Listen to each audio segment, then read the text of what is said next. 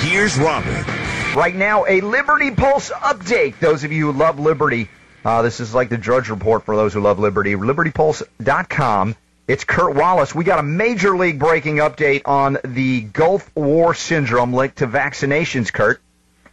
That's right. The Guardian.co.uk has reported links with the vaccine to the Gulf War syndrome. There's a Lieutenant Colonel Graham Howe, Director of Psychiatry with British Forces Health Service in Germany, has made the link between vaccine and illnesses associated with claims of Gulf War syndrome.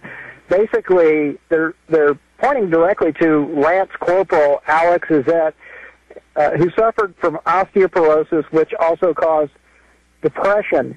What's going on with this is he received what they quote as secret injections before deploying to the Gulf, and ultimately his unit was not needed. So he had Gulf War syndrome but never went there. Yes, this is huge because it brings up the point, like we've been saying for years, and even Gary Matsumoto, who wrote his book Vaccine A about the anthrax vaccine in the original Gulf War, that the vaccines were tied to it not necessarily being in the Gulf. Here's a guy, soldier, never deployed, yet got all the vaccines and had Gulf War illness. So now we can't call it Gulf War illness because he never went.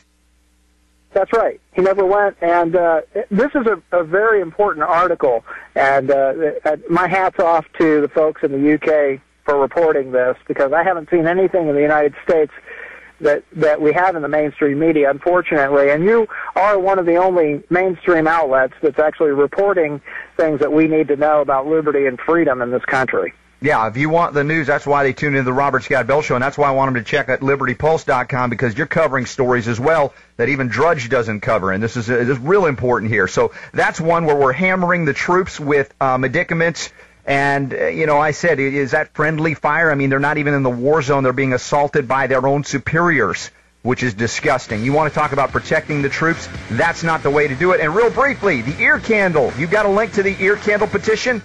Yeah, we have to oppose the FDA banning ear candling, which is just a Native American way of cleaning your ears. It's ridiculous. They're calling it a medical device now. Yeah. Well, again, you've got that link up, as do I. Those of you who believe in freedom, you check with LibertyPulse.com every day you're on the web, and keep plugging into the Robert Scott Bell Show every week. Thanks, Kurt, for your update. The Robert Scott Bell Show.